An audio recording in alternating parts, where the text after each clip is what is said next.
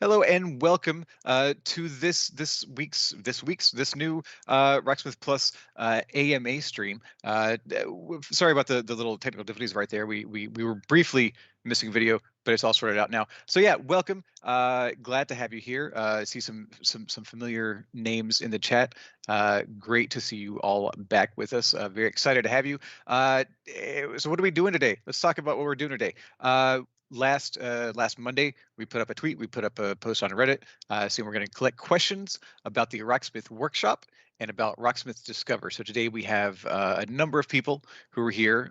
You can see them. I'll introduce them very soon. We have a number of people here to talk about first the Rocksmith workshop, and a little bit later we're going to talk about Rocksmith Discover. So how this is going to go? Again, like I said, we solicited questions back on Monday. We've been collecting those all week, so we have a good array of questions that we're going to go through. We will collect your questions in the chat. Please reach out if you want. Tag UB That is Baja, our community manager over in North Carolina. She will collect those questions, and if we can get to any of those today, we will. Otherwise, I'm hoping that closer to launch, I can answer some of the unanswered questions from both this AMA, the last AMA, and anything else that we find on the forums, social media in the meantime, and get those out to you so that you can have a better idea of what's coming, especially if you haven't been in the beta. The beta is ongoing. We'll talk about that a little bit more next week on social media, and I'll mention that later on the stream. Don't worry about it just yet. So yeah, hang out, have fun. If you have questions, again, hit up UB Dork in the chat here. She'll get those to us, and hopefully we can answer some of those today. Otherwise, we've got some that we've been collecting again from Reddit and Twitter over the past week. So welcome everybody here who's on the screen with me. This is part of the San Francisco office Rocksmith workshop team. To my left on the screen, we have Emmy, who is a gameplay engineer. Is that right? Game designer. Game designer. Sorry. Below Emmy, we have Jared McAdams. Also game designer. Hey.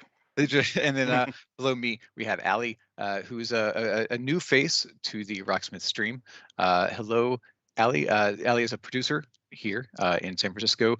You're one of the people that a lot of people that you work with, we haven't actually met because you were hired over this past year when there was no office. So for some of us have had the opportunity to meet up, but this is a situation. This is the first time you've been on the stream. You've never been in the room that we would usually do this last year. If I can reference ages past, which we'll see that room again. But right now, I've got this lovely bridge behind me. Nice bridge. It's a great. What do you want for it? I'll tell you. We'll talk offline. We'll circle back and talk about that. So just so we know who we're talking to here, Jared, I think a lot of people who are currently in our chat have probably seen you on the stream in the past, but let's hear, who are you? What do you do in Ubisoft, and what's your sort of background with music or art or other creative endeavors? Let's see here.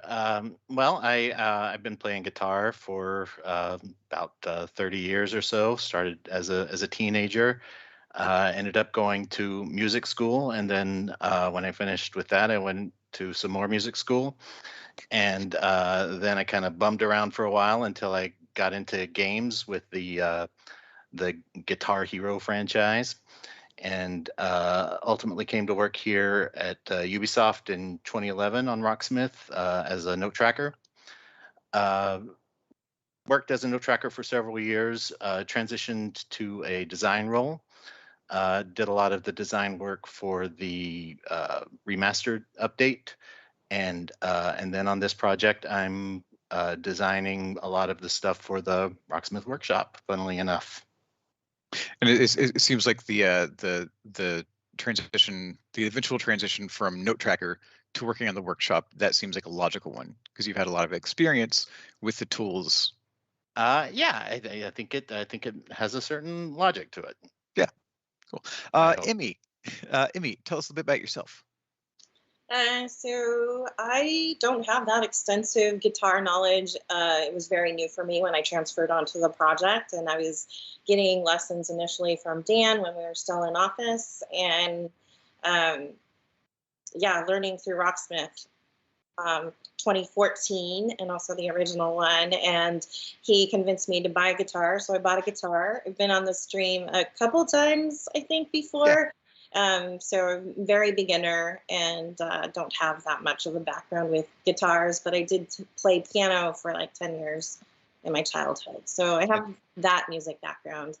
I've been at Ubisoft for a really long time. I started out as an intern in brands. I moved over to channel marketing. I don't know what it's called now. It's like retail marketing, channel marketing, shopper marketing. And then I moved over to ops. And I was there for a long time, and then transferred over to the studio, and then worked as a level designer for South Park, The Fractured Butthole. Which I see that see those guys behind you. Yeah. And Allie, our newest face. Tell us about yourself. Hi, guys. So as Doug alluded to, I joined Ubisoft about a year ago, working with these lovely folks, my partners in crime, Three Musketeers, on the workshop. It's been an awesome ride. This is my first time working for a video games company and working on like an education software platform. I previously worked in visual effects and animation. So that's where I come from, but I did production roles there, and I've been really, really fortunate with the amazing people that that you see on the stream with me. And I worked with Doug quite extensively on a few things earlier in the project as well. So I'm really, really stoked to be here. And I have a couple of guitars behind me. These are the guitars that I received from when we started when I started on the project. I was more partial to bass, but unfortunately, and when I was starting a workshop, but unfortunately I got injured a few months ago, so I haven't been able to pick up the guitar or the bass in a number of months, unfortunately. But just like Emmy, I too played piano or keyboards really when I was a teenager. So I have some musical history from that time period. Well, we'll make sure you get your get you all healed up so you can get back onto the bass. And I think I forgot to do the thing that I always forget to do and introduce myself. I'm Douglas Lilly. I'm your host today. I am the community developer on Rocksmith Plus. And again, I'm very glad to be here with all of these people and all of you in the chat. Let's get into it. Before we dive into the questions, Jared, could you give us a quick overview of the workshop, what it is, overview of how it works, all that? So the basic idea is that you can create your own arrangements for the songs in the Rocksmith library.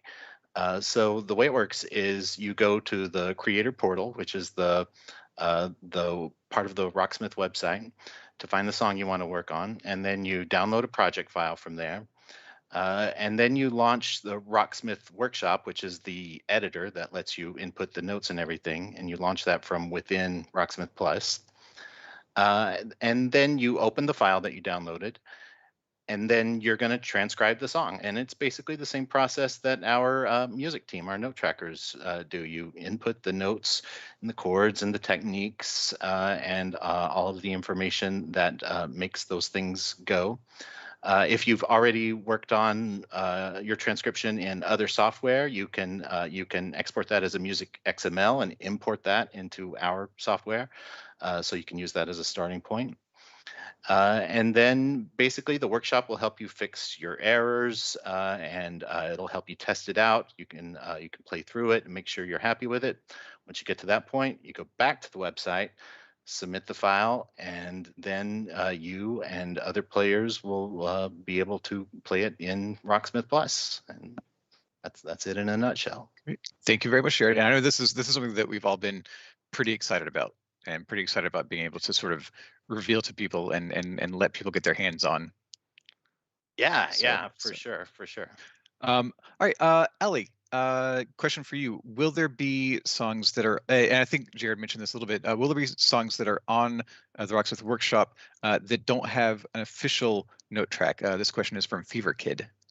Yeah, hi Fever Kid. So, yes, any songs that are licensed and available in the Rocksmith Plus library will be available for you to create an arrangement for on with using the Rocksmith Workshop, even if it doesn't have an official arrangement. So, every single arrangement that is available will have a chord chart, basically like a chart that you can strum along to, that will also have some tempo map data. And so that can be a great starting point for any workshop creator when they choose to chart something that doesn't already have an official arrangement. So there might be songs that only have a chord chart, and because they're going to be, we don't know, a A number large amount of yet, songs. large Yeah. amount of songs. Yeah. And then so those have a chord chart. That's going to have some of the work done for the the the Yeah. the The user tempo of, mapping. Yeah. and so then they can Metronome. get that and have a starting point. Sounds Yep. good. Thank you, Ali. Question next from PC Gaming is Ted, who I think I saw in the chat earlier. What will be the relationship between developers and the community with the workshop, and how are you envisioning the journey currently? What's the expected outcome in the start, 1 year from now, 10 years from now, so on? Yeah, that's a great question, and it's something that we've talked a lot about. I think we really see this, and it has to be just for practical reasons, as a collaboration with the community. So we're not coming into this with everything set in stone. We want to be able to respond to what you guys do, what you need, what you want, and that might not be apparent until things are in motion. So, we fully expect to be surprised by the kinds of things that people try to do and want to do through this system, and we want to be able to respond to that in a collaborative way. And we've already gotten a lot of great feedback from the people playing the beta, and we want to keep that going. Yeah, we expect this creator community to evolve over time. We expect that and hope that people who spend a lot of time with it will become mentors to new people who are coming in and trying it out for the first time. And we want to support that. We want to have ongoing relationship with that community, so that we can be responsive to them, and we can help them if they get stuck, and they can help us help them to the greatest extent possible. Help us help you. Yeah. Yeah. A question from Lumens Aquile, who is a name I think we're going to see a few times today. Emmy, will other people be able to play arrangements that haven't been approved yet? So you submit your chart, and it shows up, but it hasn't been. There's an approval process. Can other users access that chart if it hasn't gone through a moderation process?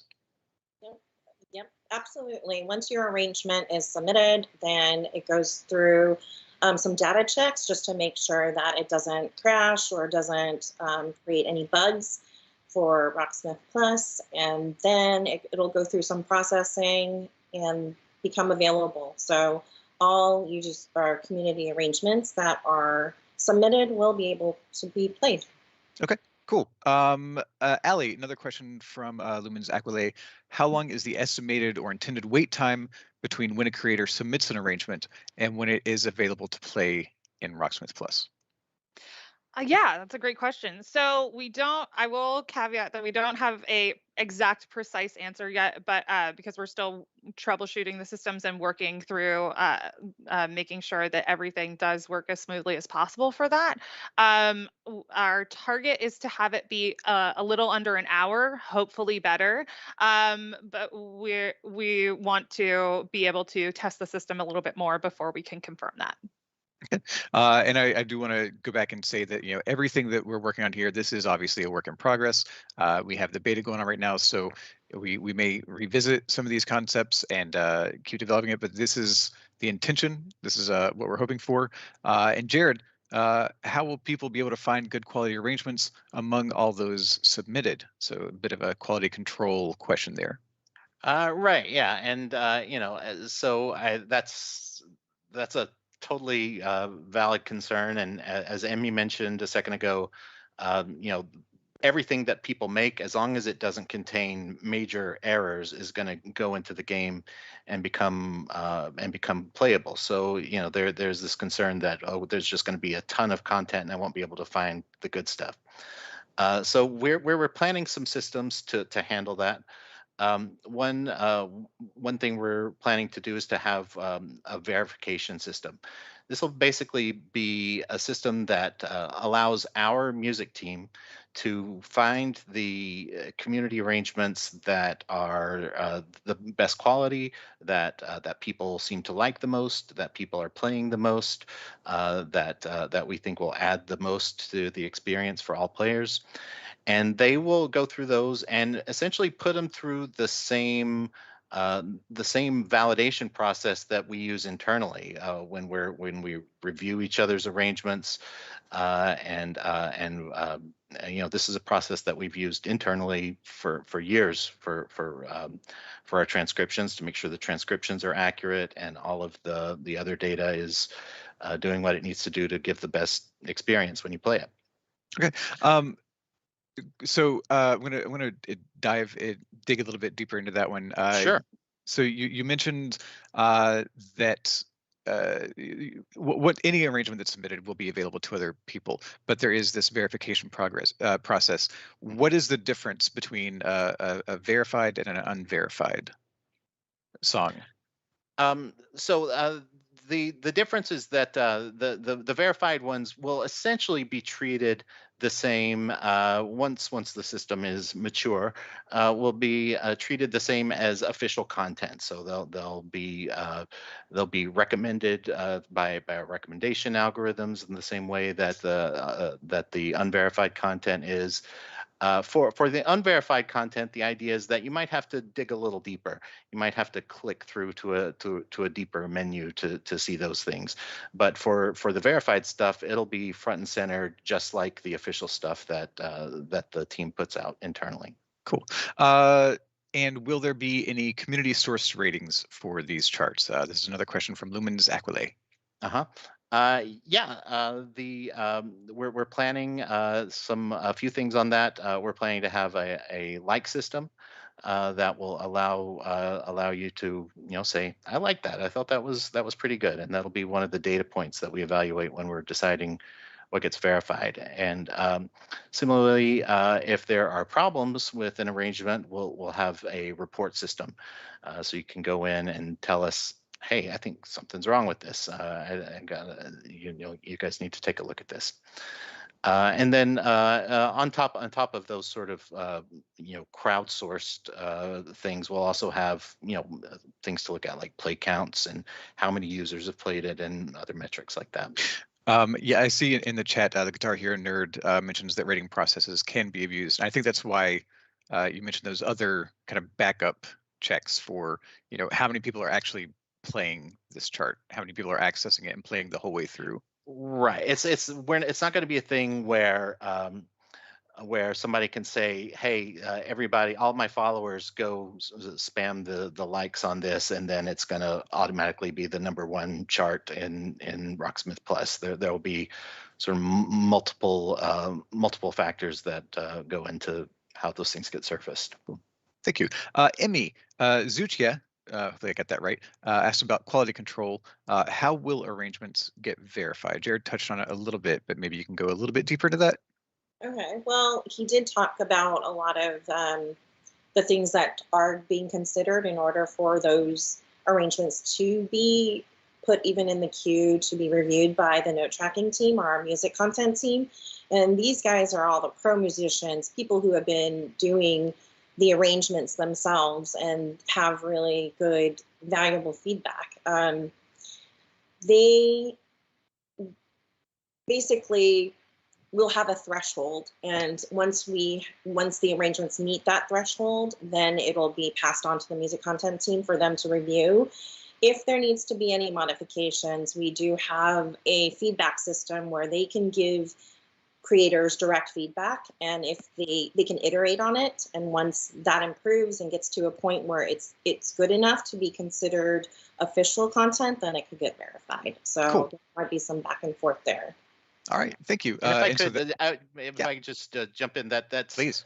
very much modeled on our internal system that again that we've used for years of you know having your buddy on the team double check your work. Yeah, yeah. And I saw Skipper in the chat here. Skipper wants to know if approval of community-created charts starts soon. So the people who are in the beta right now, maybe submitting workshop charts, are those going to be approved soon? Allie? Yeah, so first of all, I want to say, so approval, as we have alluded to, everything there will kind of let the floodgates open, and anything from the workshop that gets submitted into Rocksmith Plus will be available.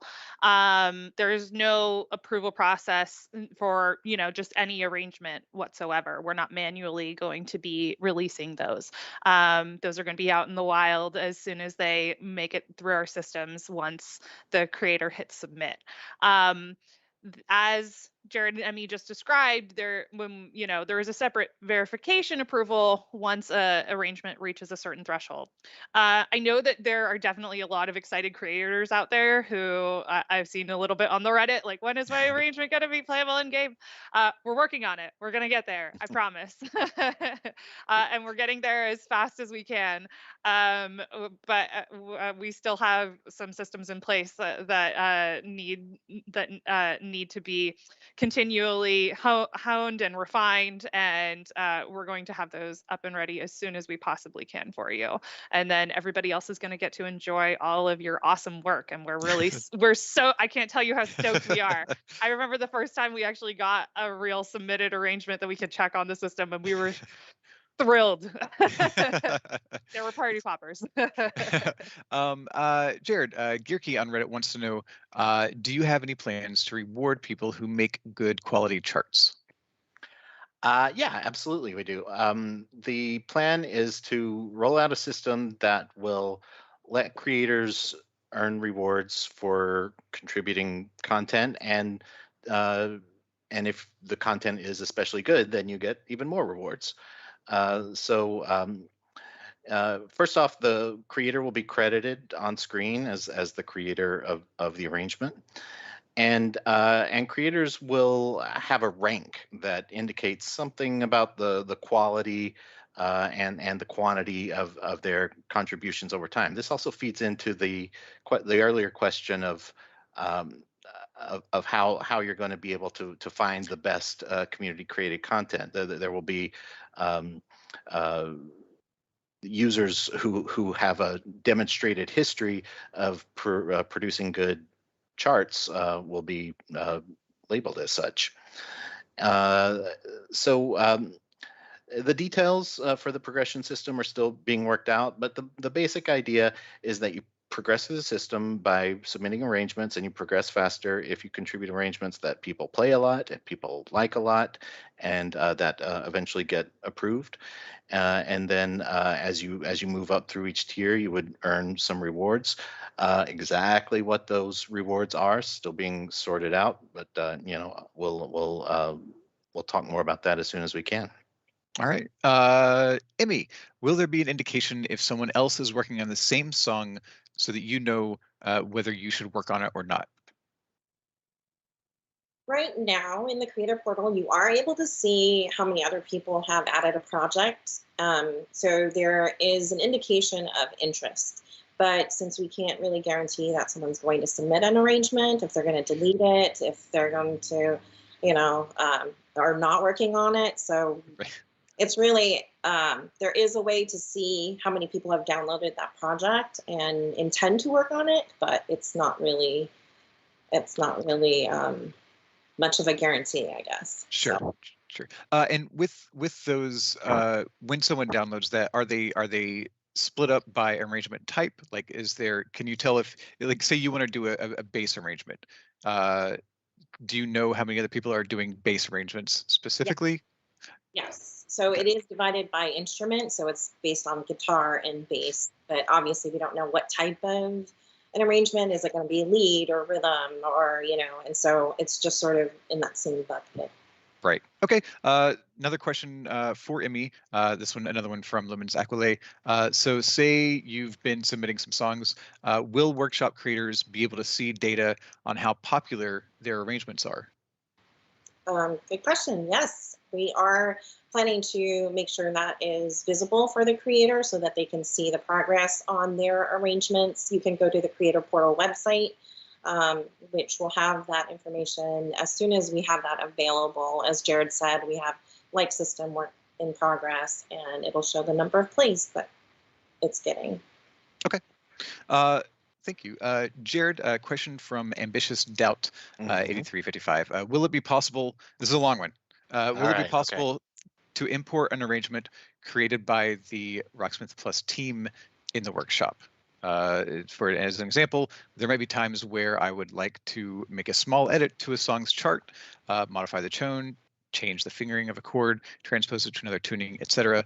As of now, I would have to chart it from the ground up, and it would save me a lot of time if I could start from the finished arrangement we already made.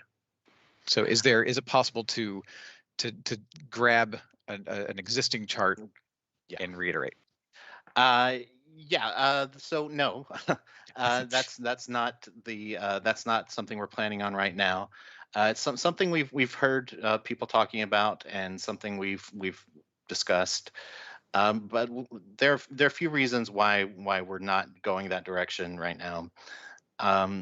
One is we don't want users modifying each other's charts. So if I put in my chart and then you come along and think you've found an error in it, I don't want you to just fix it without me knowing about it. And we're treating our internal charts the same way. We don't want somebody just modifying the official chart for something, and then all users now see your modified version. Now your fix might be right. It might be a good fix, but it might not. There might be somebody who's not as good at music as you are, and they might make a change that's not for the better. So as far as fixing problems in arrangements, we prefer to handle that through the report system and have people tell us, I found problems in this arrangement, and then our team will look at that and fix it. So instead of keeping a bad arrangement in the system, or letting somebody tweak an existing arrangement, or adding another small variation, Accumulating right, micro changes. right. Maybe three different people find three different changes, and they all submit new arrangements with their one change in it. So now we have four arrangements that all have at least one error in them. We'd rather focus on having improving the official content through the report system. And on a similar vein, and going back to the earlier question about sort of quality control, we don't want to have ideally a whole lot of very, very similar arrangements. Now, you're still welcome to do that. You're still welcome to create your own variation where the fingering is different in one passage, or it's played in a different position, or it goes to the saxophone solo instead of the guitar solo, or any of those variations. But we're not providing the official charts as a starting point for that, because we really would prefer for people to kind of do their own thing. Okay. Cool. Emmy, question from Clough. Will there be a request system for specific arrangements, and will the community see what songs are requested, or will only we be able to see those requests if such requests exist?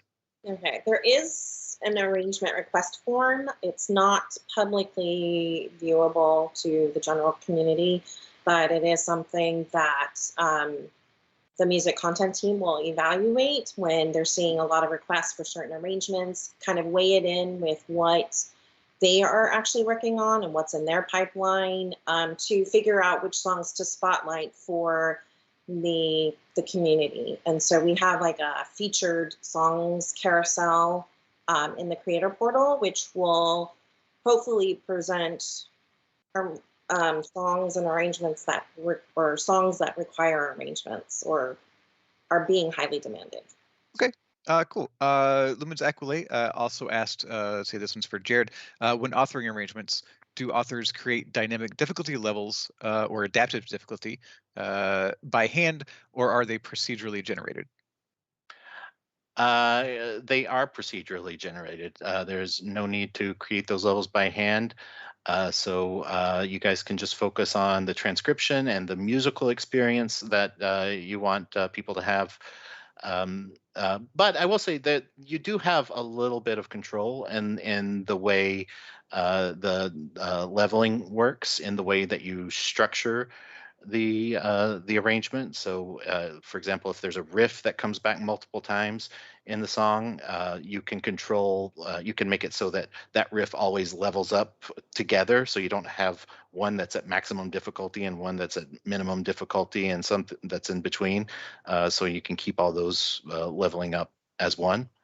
Okay. But you don't have to hand edit every level the way we did in the olden times. Sounds good. Question from both Hold This Beer and Death Johnson. We're asking about lyrics. So if you can tell us, how will lyrics work? Do the users input those? And what do we do about lyrics that are in different languages, maybe with different alphabets? Me? Sure. Yeah. So lyrics will be handled internally. We'll have a dedicated team just for doing lyrics here. So that's not something that creators need to worry about. That they can just focus on their guitar and bass arrangements. Regarding the language, the plan is to support lyrics in their original language as much as possible. I don't know if we have any specific limitations on that right now, but the long-term goal is to support the original language. Okay. Cool. Another question from Clough. This one I'll take. So for the workshop, will there be comm devs or community manager style people floating around, official help with tricky charts? Will the submission process be open and transparent, or will it be sort of wait X days for a yes or no answer? So yeah, we have several plans for how we want to interact with and engage and help support the people who are creating these charts. We want to make it as we want to make it as easy as possible to get in and get a quality chart as possible and get it out to your friends so other people can play what you've done. We want to engage on social media. We'll have forums. We'll have dedicated spaces for creators to talk and to sort of workshop together and trade ideas. So look for more information on that in the future once we are closer to launch. Another question from Clough, this one for Emmy. Will it be possible to give feedback to the community creator directly? Is the report a problem just in the beta, or will it also be in the launch version? And will you add comment entry for describing what the exact problem is? Does the feedback include the current song message? So let's talk about reporting. How you're able, what ways are you able to give feedback on a chart that someone else has submitted as a player? So, to start with, there isn't a way for people to give direct feedback outside of, I think, the forums and reporting any arrangements that might have egregious errors that need to really be reviewed. So we don't have that at this point, and it's something that is probably going to be a little bit tricky, just because I don't know. We don't want any of our creators to also be abused in any way, Right. And so we have to, take that into consideration. So for now, it's really just the forums and being able to report any issues with arrangements. But maybe down the line we'll reconsider that. Okay. And this is, I feel like this is a situation where we'll be watching and seeing how you interact and what the how many charts are being submitted, and we'll be watching that and adjusting as that goes on. Question for Jared, this one from Ambitious Doubt again. Will there be more granular controls to the volume of tones in the workshop? Currently, we're limited to 3 presets, low, middle, and high, and it would give a lot more freedom to create a proper tone if you could set the volume freely.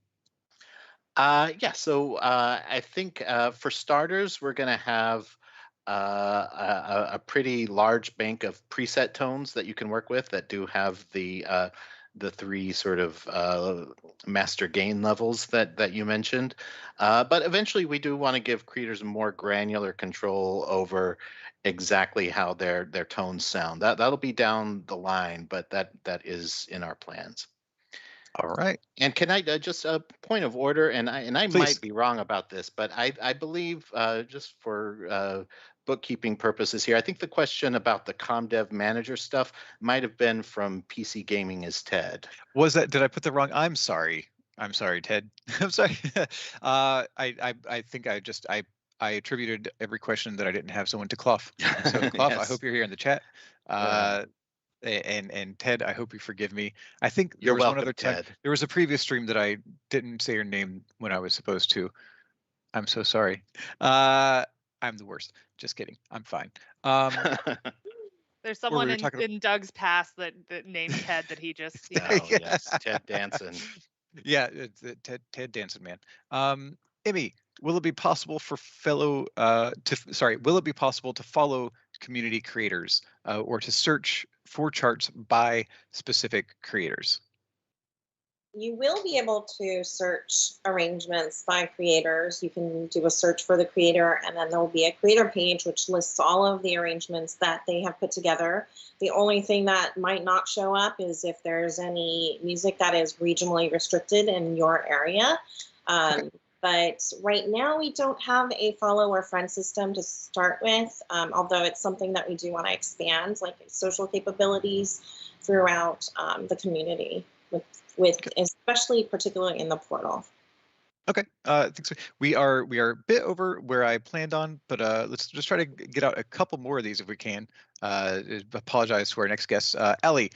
Question from Lumen's Aquile. What happens to custom arrangements if an author's Rocksmith Plus subscription expires? Does the community lose those arrangements? Are you sure this wasn't from Ted? I have not. Could have been. He probably asked it somewhere. So fear not. If someone does unfortunately decide to unsubscribe, I don't know why you would do that, but no. No, the community does not lose that content. Their legacy will live on, and that creators' arrangements will still stay within the library. All right, and one more, Ali, since we haven't heard from you in a while. I'm going to skip forward a little bit.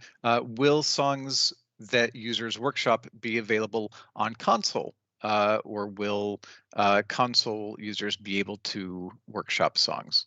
That's from it's either Holmes Tarot or Homestar OT.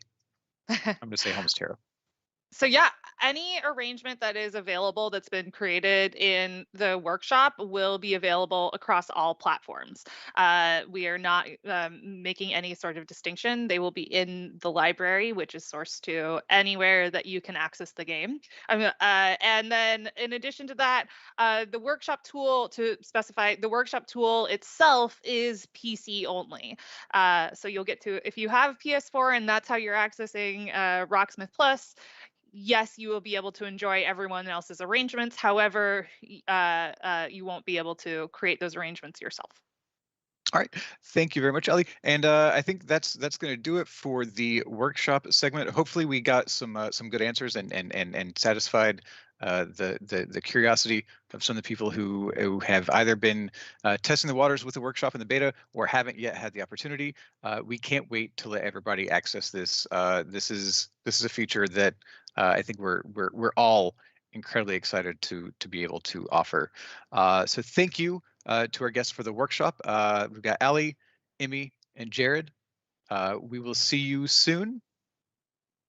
Hopefully, be back on the stream at some point. Sure. Sure. We're going to take a real quick break. We're going to have a video, and then we'll be back right after that with the Rocksmith Discover team to answer a few more questions. We'll see you in just a little bit. Hey, it's Natasha. So, we've all been here. What started out as a clean pile of cables has turned into a tangled mess. And what's even worse is that a lot of the cables, because they're in this position, might actually break. So I want to share some tips with you that are going to avoid this headache. And the first thing we're going to look at is actually how cables break. The most common breakage point is right at the plug. Anytime the cable moves around, it bends this point back and forth. Eventually, the wires can snap or the soldering inside the plug gives way. To avoid this, always hold onto the plug itself when connecting or disconnecting anything. The other common way cables can break is actually in the middle of the cable, and this can happen from doing really normal things like walking over the cable too many times or putting a chair on it. So when you're not using your cables, you should actually coil them and put them away, and there's actually a way to do this that's going to help prolong the life of your cable. So a way that we often see people wrapping cables, but is not my favorite method, is wrapping the cable around your arm like this. It actually puts a lot of stress on the cable and still doesn't keep it from getting tangled. Eventually, coiling it this way is going to cause it to break. The solution is to work with the cables in the shape that they already come in. Think about how cables look when they're in their original packaging, neatly wrapped in a circle. Your goal is to return to this shape when you're coiling the cable by yourself, and you can do that by going with, rather than against, any bends that are already present in the cable. Start by holding one end of the cable out, and use your other hand to bring the cable around to form a loop. This is what we call the over-under technique. You may find it a little helpful to give a small twist in your fingers as you go with the cable. So this first loop is the over.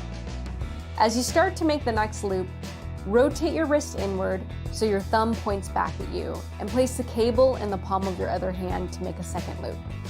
This second loop is the under. If you do it right, the remaining length of the cable will tuck itself between the two loops you've just made.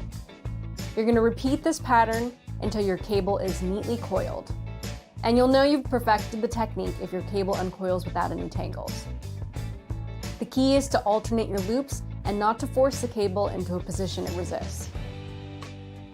For good measure, the last thing you could do is actually secure your cable with a cable tie, and that's going to prevent your hard work from coming undone. And the method we just learned works for all kinds of cables, microphone cables, your phone charging cables, so you can use that to protect your equipment and take care of your gear. As always, have fun, keep playing, and check out more Rocksmith Plus videos for more tips. Sign up at rocksmith.com to register for the PC closed beta.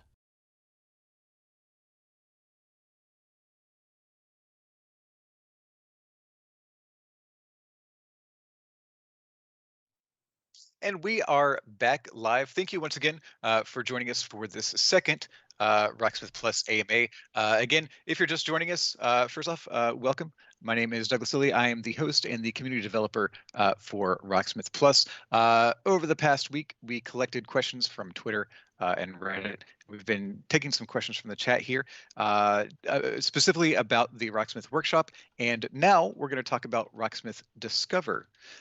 So to talk about Rocksmith Discover, we have one face that is very familiar to many of you, and one that hopefully is familiar to a lot of you now. I'd like to welcome, first off, Natasha Adderley. Welcome. Hello, hi everyone. And along with us, we have Dan Amrick, Hi. whose job I stole. Dan, No, I thankfully you took my old job when I got burnt out on it, and you've done a better job with it. people will disagree in the chat. Wait for it. We'll cue No, they that. So You're killing welcome it, Doug. oh, thank you. So what we have here, Natasha, you are the video director for I Rocksmith am. Discover, and Dan Amrick, you've been waiting a while to talk about this. I don't know what Would you're you- talking about. Do you want to say what your role is, what you do Yeah, here now? My title is content editor, and I actually stepped into this role in October of 2018. So for about 2.5 years, I was not allowed to say what I was working on because it was such a specific role to this new Rocksmith Plus platform. So yeah, Rocksmith Discover is the brand name for the content that Natasha and I are creating, along with other people like Travis Kindred, who a lot of people remember from bass lessons and stuff. He's our producer. Brendan West, who came on and did a great stream a couple of years ago about effects. He's doing all of the technical stuff and helping actually shoot the stuff in our video studio. So that is all part of what we wound up calling Rocksmith Discover, which was supposed to be like a bridge. That's the analogy that we always had. The bridge between our little Rocksmith Plus, this is how we do things, the Rocksmith ecosystem, and then the larger world of music that everybody brings with them when they come to Rocksmith, right? Like, you can't deny that somebody might have learned how to play chords before they come into Rocksmith. How do you handle Right. whatever information people are bringing with them? So Discover content is supposed to be that bridge. So here's how Rocksmith does it. Here's something that might be useful to you if you don't know what Rocksmith is. If you do know what Rocksmith is, here's our take on information that you might already have. Maybe you understand it better now, that kind of stuff. I grew up with a lot of guitar magazines. I learned that way, and then I wound up writing for some of those guitar magazines. That sort of was the way to discover new music and read interviews with new players and find out about stuff.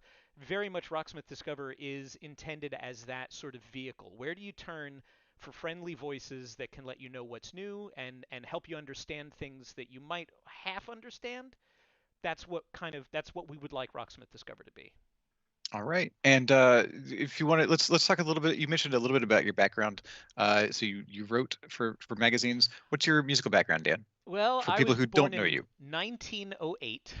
Fast forward. All right. Yeah, straight out of college, my very first job was managing editor of Country Guitar Magazine. And the funny part about that is I did not listen to country. When I was freelancing for Guitar World magazine, very much rock oriented, and I they liked what I was doing, and they knew that I was looking for a full-time gig out of college, and they said, "Do you like country music?" I said, "Not particularly." They said, "Could you try?" And of course, for a job, yes, I wound up learning a whole bunch about country music, and now I appreciate it on a completely different level. Got to do some great interviews and stuff. But that was in the early 90s. That was like when Smashing Pumpkins were like the new hotness, right? So Yeah. I've never really lost touch with that. I've written a lot of parts for like books or special issues along the way over the years. Did a lot of Van Halen stuff, actually.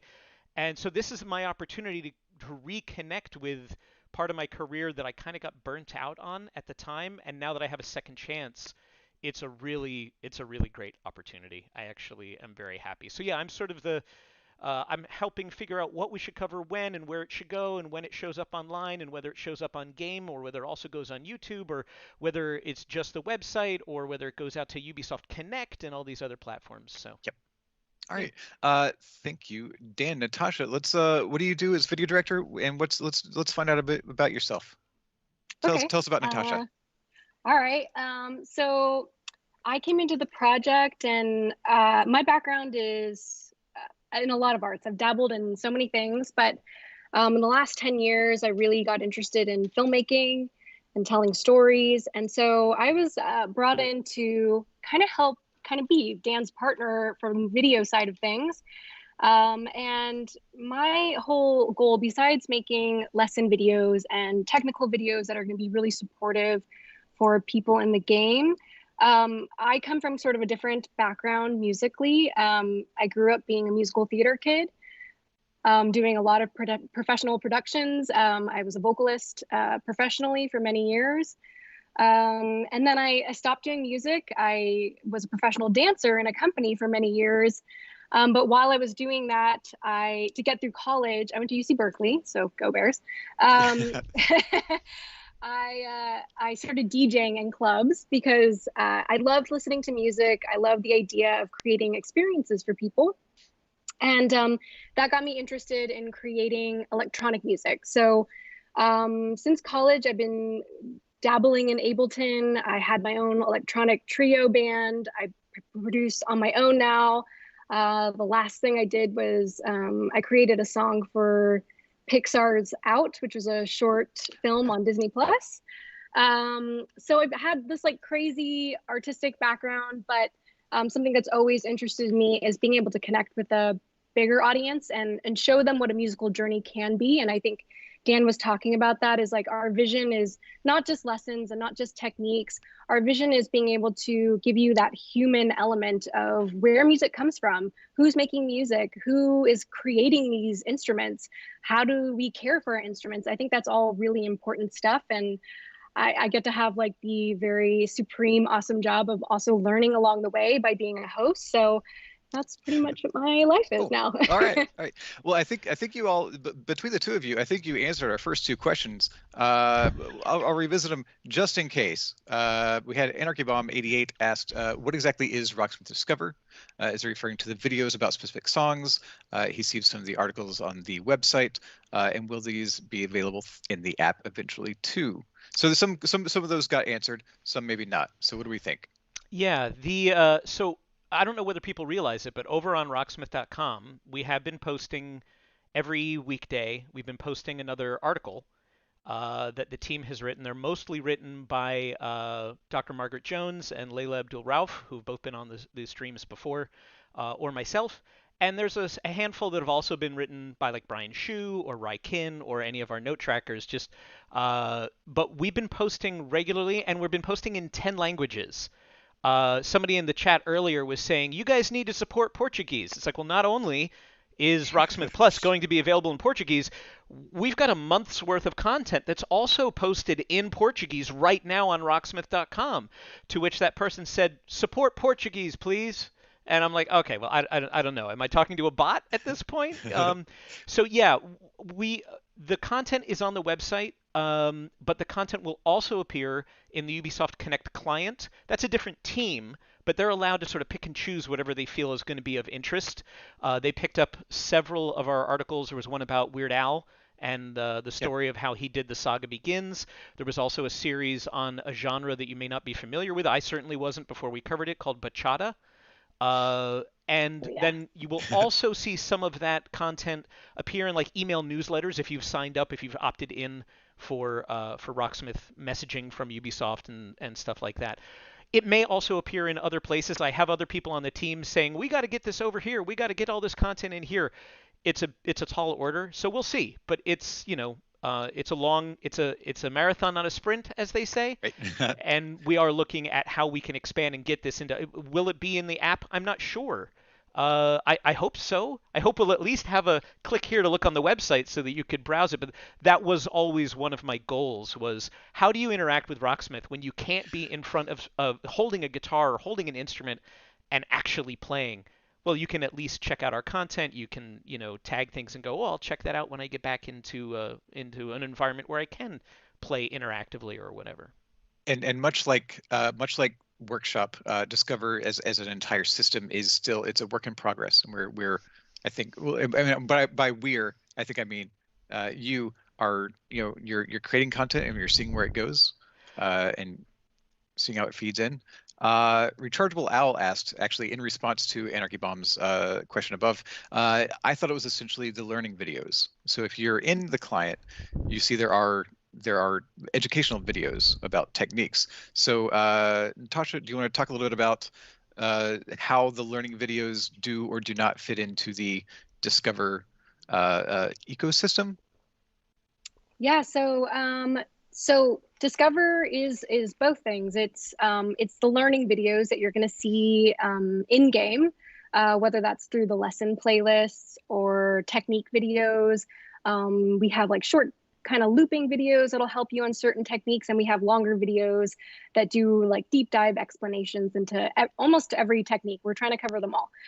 So we've created hundreds of these videos. Where this started was actually, we had grand plans before COVID happened. And so for a while we were actually shooting in my house. And then we were able to build a production studio here in San Francisco. So we've been shooting all those videos in house, which is really great. And major thanks to Travis, who's the producer on all these videos and has honestly made this so possible for us to do. But so those videos, the learning videos, are an essential piece of what we're going to be creating. But we're also going to be going out into the world and telling stories, visiting factories, talking with artists, how to change your strings, helpful tips that I think are really important for musicians to know. We're also going to be doing those like more explainer format. So it's going to go beyond just skill, theory, and technique into, what is it like to be a musician? What's it like backstage before a show? How do you prepare yourself? I think these are all questions that sometimes we're afraid to ask other people. I know that for myself, I can feel like intimidated sometimes about not knowing something, and I think it's okay to not. So I think some of the content we'll make will be generated from our own experience as musicians, but we're also going to listen to community and hear feedback and react to that. Sounds good. Sounds good. I've got a few questions. Some from Clough, some from PC Gaming is Ted. Hopefully I'll get these right as I say who they're from. So Clough, I believe, first asks, what is the decision process to feature something? Is that personal interest? And you mentioned a little bit about this. Is that personal interest for the songs and the team writing the articles or doing the videos and managing the recommendations? So you keep answering our questions. Sorry. No. It's great. It's great. Are any other points on sort of how that decision process plays in as far as what articles and videos do get made? Yeah. Go ahead, Dan. Sorry. No, it doesn't matter. We're both facing it. Like, we absolutely want to leverage our personal experience when we can, but this is not as self-indulgent as I think people expect. Like, a lot of the material that we've been building and that we're focusing on are songs that are going to be in the library. Every article that has gone on the website so far is based on an artist or a song that is in the library. Or will be in the library once we finally launch. Some of those have shown up. Some of those songs have shown up in the beta. Some of them have still not. So if you're looking for a hint of what's coming soon in the library, the articles are pretty good. We're building videos along the same lines because we've realized, we know from looking and talking to people who've played Rocksmith 2014, the number one motivator is, I want to learn that song. So why not leverage what people already have an emotional investment in? They love that song. They want to hear that song. They're inspired to play that song. Let's talk about the songs that they already like. So a lot of the material comes from, let's focus on a song. We've got some things that we call song spotlights. If you've been in the beta, you may have seen these. These are not on YouTube yet. Marge breaks down a good way to approach playing Heart's Little Queen. And A Tribe Called Quest's Excursions, and talks about the history of the bass line and where it came from and how Tribe Called Quest changed it and things like that. So a lot of them are focused on songs on purpose. Some of them are more like self-indulgent. We're starting to generate personal blog type posts, like personal anecdotes that might have resonance on a larger impact, that more people can relate to it. But there's also, what do people want to know? We're reading Reddit, we're watching Twitter, we're looking for community feedback to say, what I wish they would do an article on, or what I wish they could cover in a video. It would be really helpful. Yeah, we fast track that stuff. We always want to be able to give you, the players, what it is that you want and where we can help you. But yeah, I think a lot of people just, there was always a myth with the earlier versions of Rocksmith that, they're just going through their personal record collections and picking out what they want to put in there. Yeah, it was never that way, and it's not that way here on Discover. But when we have personal expertise, we're leveraging it, so. Right. And I think that is something that we've tried to do, and this is in the past, and this is a nice sort of regimented, more direct method of doing that. And having content, because I think one thing that I always hang on is that I don't know what I don't know. So if someone doesn't think about, okay, well, if I'm, what do I need to be ready for like my first gig? And I don't necessarily know how to prepare for that. But if there's an article saying, this is what you need to do to prepare for your first gig, it's, helpful. Are you aware that Marge just wrote a text article on how to prepare for your first open mic for people that might not know? That's perfect. I don't think that you and I had talked about that, but yeah, that's in my inbox waiting for me to do a first pass edit on it. Well, I hope I didn't. No, you didn't ruin anything. It's not supposed to be. I don't care if it's a surprise. I just think it's perfect that you brought that up, and that's the kind of thing we're thinking of. What could people use wherever you are in your personal musical journey? Some people are like, I've been playing for 20 years, and I just want advanced techniques. And we'll have videos about advanced techniques or detailed songs. One of the videos in production right now is how Opeth uses hemiolas. That's not something that a beginner is going to need, but a beginner is going to need, I broke a string. What do I do? So we have those videos too, So yeah, somewhere in between is, gee, I'd like to play out, but I really don't know how. Or there's this open mic, but I'm scared. What should I expect? And Marge was just like, I've been to a lot of open mics. Let me help you from what I've learned. So yeah, it's that kind of stuff. We'll listen to the feedback and hopefully make stuff that's relevant to the audience. All right. Another question from PC Gaming instead. This is actually a question that he asked both the workshop and the Discover teams. So what will the relationship between developers and the community with Discover be? How are you envisioning the journey currently? And what's the expected outcome in the start, say 1 year from now and 10 years from now? Well, specifically, our relations with the Rocksmith workshop team, I would like to avoid them as much as possible. I hate. What's going to be your relationship with? Working with Jared. Yeah. Ted's Rocksmith videos. Yeah, with Ted's Rocksmith videos. With Ted specifically. It's funny. I'll pull the curtain back a little bit and just use some jargon here. Rocksmith Discover is considered part of what we call the live ops team. Since Rocksmith Plus is going to be, always on, it's a subscription service. It's not just, we release a game, you play the game, and then you wait for the next game. There's a team that makes sure that anything that has to keep going keeps going. Live Ops is Rocksmith Discover is part of the Live Ops team, along with like the music team, the community team, Doug, the marketing team.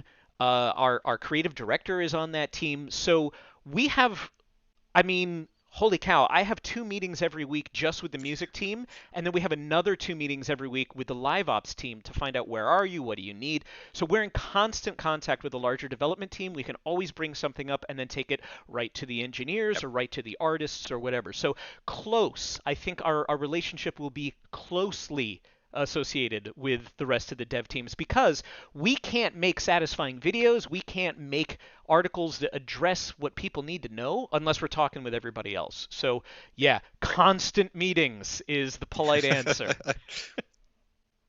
Natasha, do you have anything to add to this relationship between Discover and the viewers or consumers of Discover content? Yeah, I think Dan's answer covered so much. I think kind of just going back to earlier, it's like we are really looking to be your supportive friend during your learning process, and I think we see that going beyond just learning, the techniques or learning how to play a song. We see it as like, how do you want to interact with music? Like, what's your relationship to these songs? That's what has driven a lot of people to come to Rocksmith is, I love this song, I love this artist. Great, we'd love to give you more insight into how they work and how they write a song, and maybe that'll inspire you to do something too. So I think we're really, at this point, we're listening a lot. We've started creating stuff just kind of like to set a blueprint for what the videos and articles can do. But in the end, I think a year from now, we're hoping to have a really good dialogue going. Right. All right. And another question from PC Gaming is Ted. It says, I think keeping it on the website for now, I think this is specifically about the articles, but we can revisit. Yeah. I think keeping it on the website for now will mean a lot of people won't see it. Any plans for other medium or scaling up to, say, mailing lists, magazine-esque PDFs, full-on documentary style mini episodes? What are your plans as far as you can speak to them on how you plan to deliver this content? Saying documentaries automatically pings Natasha. That went back to Natasha. Yeah, she's won Emmys in the Bay Area for her documentary content and for her films and stuff. So, yes, the website is the perfect platform because we own it, right? Like, it's like any blog. We own that platform, so we have some flexibility of what we're allowed to do there and the stories that we want to tell in that format. Yes, you will see that. Like I mentioned before, you'll see that content on UB Connect. You'll see it in some email newsletters. A PDF is not really in our plans. Like the idea of like a magazine. I use a lot of magazine analogies and boring old stories because that is a lot of my background. But I also like the intimacy and the friendship of a magazine. People subscribe to magazines because they feel like they have a relationship with it. They get to know the voices. We want that kind of relationship. But I think if I say magazine, people be like, is that like a newspaper that comes out once a month? Well, what was a newspaper? And all of a sudden you're lost. But yeah, one of the things from the beginning, and again, this goes back to Natasha's earlier point of We want to tell human stories. Documentary format is perfect for that. We want to share other people's musical journeys and musical experience with you so that you can apply it to your own. So yeah, Natasha, I don't know what you want to talk about for documentaries, but that is on the table, right? Absolutely. I mean, I think, our timeline on creating these documentaries was pushed back a little bit, for safety and for health. Right. But that's always been a big part of the vision, is to create these mini docs, and there'll be series and there'll be playlists, and you'll be able to, if you really get into a certain aspect of what we're creating, I won't give it all away, but say you like this one series on these kinds of artists, you'll be able to find a lot of videos on that, and continue to watch and hopefully get inspired by that. But yes, we have big dreams and goals. All right. I got a couple questions from the chat that I want to throw your way. So we good on time? I want to check with both of you. Yeah, okay. I'm fine. Yeah. Cool. There is a question from Eric Harding. That wants to know, will the videos be searchable by topic? You know what? That was the plan. I hope so. I wanna couch this by saying this is a platform that will evolve over time. Functionality that isn't there right now is something that can very well be developed. We did have a plan to like tag things so that you could easily search or at least filter things. That is all still in development, it's way more important that you be able to do that for songs. So videos right now, finding them and finding exactly what you want is a little tricky. I'm hoping that we'll have better news for that, a better answer for that before too long. But yeah, like if we're going to be generating a lot of content in a short period of time, it's going to stack up real fast. All of a sudden, how do you find what you want to find? And we're aware of that, but I don't have a definitive answer. A lot, if not, we would like to have all the videos also appear on the website and on YouTube, but we are dealing with some weird licensing snags that I won't bore you with right now. So you're going to see some of the content right now only in the client. But our hope is to get that out there for everybody, because again, that's part of being the bridge. Is what we're doing is connecting the outside world to our insular world. We don't want to be that insular. We just want to be welcoming, but be aware of what's going on out there. So we'll see, but I don't have a satisfying answer for that right now. I'm sorry, Eric.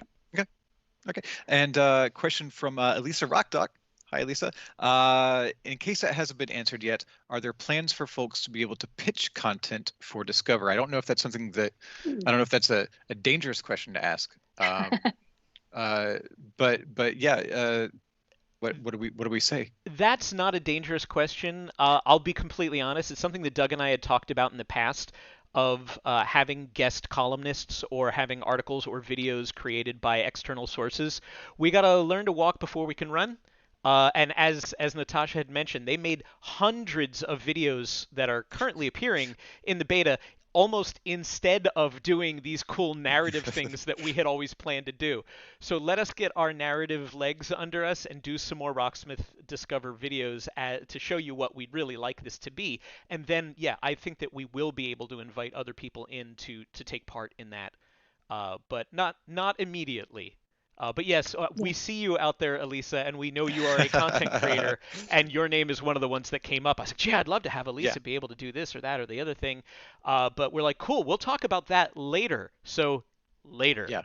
And speaking of self-indulgent, if one of your links for your site, Elisa, shows up in the chat, I won't be mad. Same for you, Ted, or anybody else who's making some content. I don't think there's a restriction on that in the chat. If I'm wrong and you get banned, I apologize and we'll get you back in. But I guess at your risk. Sorry if you get banned. Sorry. And another measure of self-indulgence. Sky Moose asked, are there any plans to ever offer Rocksmith Plus merch like hats and T-shirts? It would be cool to identify other Rocksmith players out there in public. As a matter of fact, we finally do have some merch, and you can find that at merch.ubi.com,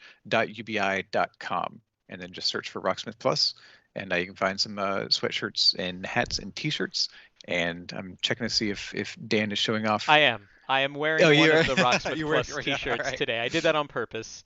Again, a little bit more pulling the curtain back. We were unable due to a weird legal reason, we were unable to offer Rocksmith 2014 t-shirts. The ones that you saw me wearing on the stream in the past were ones that I had made myself. So yeah, it's great that there is merch. It's kind of cool. It's got the new logo. There's some hats and some shirts and all that fun stuff. But yeah, that was one of the main requests we had for years is how come I want to advertise your brand. I want to be affiliated with this with a t-shirt. And we're like, sorry, can't. But now you can. And yeah, I paid for this. This was not free. I just went out and I was like, at last we have these. And so I bought myself 2 t-shirts and a hoodie, and my wife has a shirt, and I was just like, wow, can I write this off at all? Is this, you know? I'm sure you expense it out. Yeah, talk to your boss. Talk to your boss about Right. it. Talk to my boss. So I think we're a little bit over what I planned, but I want to give you the opportunity if there's anything else that you wanted to talk about with Discover while we're here. If you wanted to mention that now, or I'll just apologize because the video schedule shifted. We've always considered video to be a primary part of Rocksmith Discover. Like we know it's fun to watch videos. We know that videos are easier to pass around.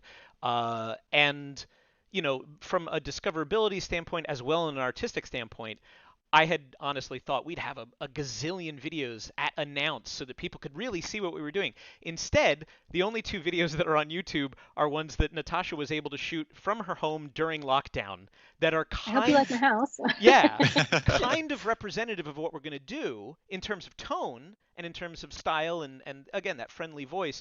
But I'm looking forward to seeing more of what we've been shooting in the new studio, in Studio R.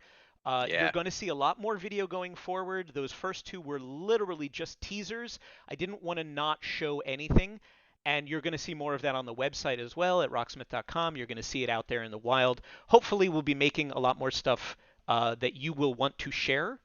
And then, like I said, depending on what the legality is of what we're discussing and who needs to approve it and all that crazy stuff, you may find that there are some videos that only appear in the game program itself, you know, in the platform of Rocksmith Plus interactively. But it's all the same team that's making it, and hopefully you enjoy it. But there's a lot more to come, is really what I wanted to say. all right. Yeah, Right. no, I feel the same way. It's like we have a very small team creating this, so just look out for us. We're gonna make a lot of stuff, and if you see a video you really like, or if you want us to talk about something, please do reach out and let us know.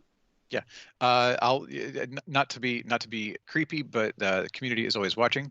We're always listening for what you're looking for, what you're trying to get. Even if we don't always respond directly to everything, we are taking note and trying to get that content to you as efficiently as we can. Thank you both. Again, this is Natasha Adderley and Dan Emmerich below me. Thank you so much for being here and talking about Rocksmith Discover. I also want to thank our guests who talked about the Rocksmith workshop from earlier. We had Emmy, Ali, and Jared. And thank you to UB Dork for moderating and taking those questions. That we have a good list of questions in the back. And thank you all to you for being here, for asking those questions. And if we didn't get to yours, I know we had some from a Toy Machine that we didn't get to answer, and a few others that we didn't get to answer earlier. But thank you for submitting those. And again, we're going to try to get some of those answers, some of those unanswered questions back out to you pretty soon. So look out for that. If you want to look out for Discover content, that's going to come up here on this channel on youtube.com/Rocksmith Plus. We'll also check us out on twitter.com/Rocksmith Plus, Instagram.com/Rocksmith Plus. You can find us on all those places. And we're on Facebook as well at Rocksmith Plus. Go figure. So thank you all for being here once more. We will see you eventually. Don't know exactly when our next stream will be, but again, keep an eye out on those pages and our forums. We are gonna be, don't tell anybody, we're gonna be moving forums pretty soon. We'll have more information on that Monday. We are moving to the new discussion boards, so we will let you know how that's gonna work out. If you're in the beta, continue to play it. Hope you're enjoying it. If you're not, hang out. We'll let you play as soon as we're able. We can't wait, and we will see you very soon. Thank you so much for being here. Have a wonderful day.